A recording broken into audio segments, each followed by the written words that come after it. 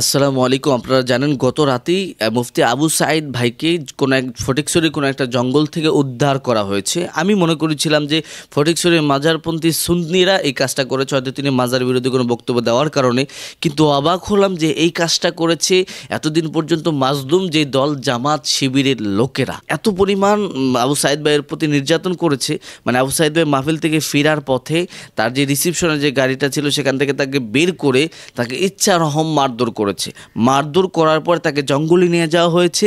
জঙ্গলে নিয়ে তাকে প্রশ্ন করা হয়েছে যে তুই কেন শাহবাগে গেছোস, তুই তাঙ্গারি করে প্রশ্ন, মানে তুই কেন শাহবাগে গেছোস।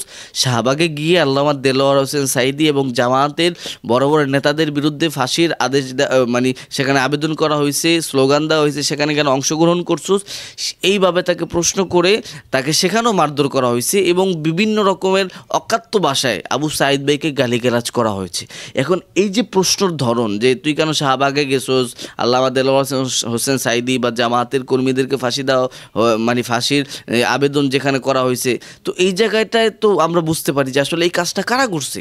এটা জামাত শিবিরের লোকেরা করছে, এছাড়া তো এই কাজটা কেউ করে না। এবং জামাত শিবিরের এটা তাদের পূর্ব চরিত্র যে আগেও তারা এরকম সন্ত্রাসী কার্যক্রম করেছে। একজন দিনের দায়ীকে, একজন আলেমকে কিভাবে জামাত শিবিরের লোকেরা এইভাবে উঠিয়ে নিয়ে অপমান অপদস্থ করলো আমার বুঝে আসে না। আমি এই জায়গাটায় খুবই অবাক হয়েছি, এটা কিভাবে সম্ভব।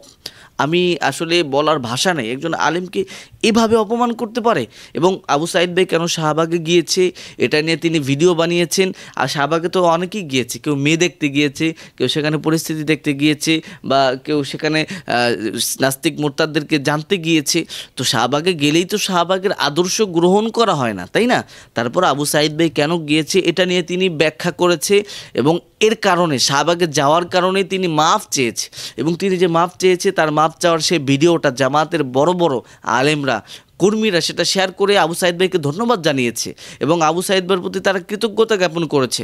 তো আমার কাছে কোনোভাবেই জামাত শিবিরের লোকদেরকে সন্দেহ হয় না, তবে জামাত শিবিরের লোকের এই কাজটা যে করতে পারে না এটা নিয়ে আমি দায়িত্বশীলতার সাথে এই কথাটা বলতে পারি না।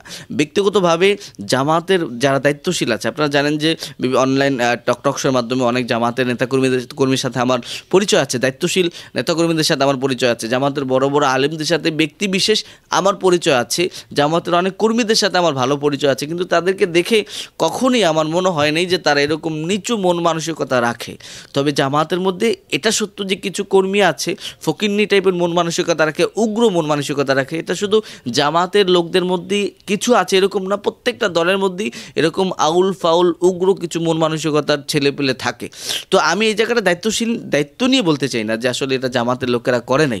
তবে আমার কাছে এখানে সন্দেহ হয় যে এই কাজটা কওমি জামাতের মধ্যে বড় একটা দ্বন্দ্ব লাগানোর জন্য কোনো ষড়যন্ত্র চলছে কিনা, এটা স্বৈরাচারের কোনো ষড়যন্ত্র কিনা, বা এটা আসলে ভিন্ন জায়গায় দেশের মধ্যে একটা খারাপ পজিশন তৈরি করার জন্য এটা ষড়যন্ত্র কিনা এবং এদেরকে ব্যবহার করা হয়েছে কিনা।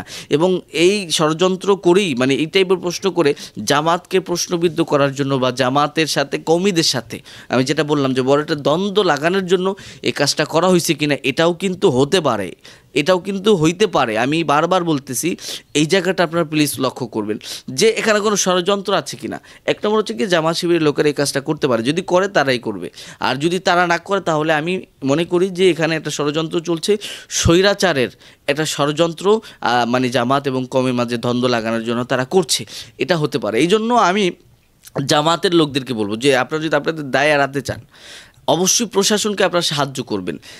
এই কারণে বললাম যে জামাতের যে দুই একজন যে যারা এই কাজটা করছে, যে ছেলেরা এই কাজটা করছে, আবু সাঈদ ভাইয়ের সাথে আচরণ করছে, তো আমি কয়েকজনের কারণে পুরো জামাত যে দলটা আছে আমি এই দলটাকে দায়ী করতে চাই না, কারণ সাংগঠনিকভাবে এই কাজটা হয় নাই, এটা একেবারে স্পষ্ট। তবে তারা ব্যক্তি ক্ষোভ থেকে এই কাজটা করছে।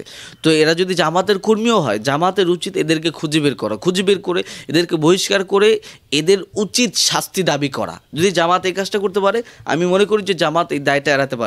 আর যদি জামাত এই কাজটা না করে আর তারা যদি জামাতেরই কর্মী হয়, জামাত কোনোভাবেই এই দায় এড়াতে পারবে না।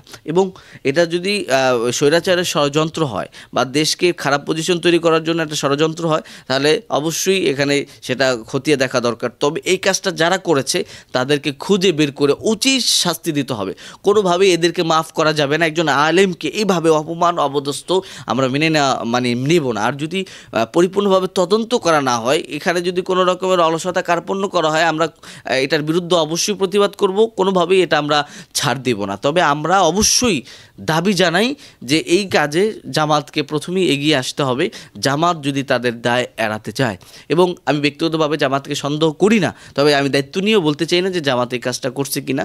তবে আমার কাছে মনে হয় যে স্বৈরাচারের একটা ষড়যন্ত্র হতে পারে, কারণ বাংলাদেশে বিভিন্ন রকমের ইস্যুজ আমাদের সামনে আসতেছে। দেশকে খারাপ পজিশন, দেশের মধ্যে একটা অস্থিতিশীল পরিস্থিতি তৈরি করার জন্য বিভিন্ন রকমের ইস্যু আমরা দেখি। ওখানে ঝামেলা হয়, ঝামেলা হয়, এইটা হয়, ওইটা হয়। গত রাত্রে টঙ্গীতে সাদ গ্রুপ এবং জুবায়ের সাহেবের গ্রুপের মধ্যে একটা বড় একটা দ্বন্দ্ব হয়েছে। তো বিভিন্ন রকম ইস্যু আসতেছে। তো আমার কাছে মনে হয় যে একটা ষড়যন্ত্র কিনা এটাও খতিয়ে দেখা দরকার। তবে জামাতের ভাইদেরকে আমি অনুরোধ জানাবো যে প্লিজ আপনারা এই বিষয়ে আগ্রহ দেখান এবং দেখেন যে কাজটা আসলে কারা করছে। যদি জামাতের কোনো ছেলেপেলে, শিবিরের ছেলেপেলে করে থাকে, এদেরকে উচিত শাস্তি দেন এবং এদেরকে প্রশাসনের হাতে ধরায় দেন।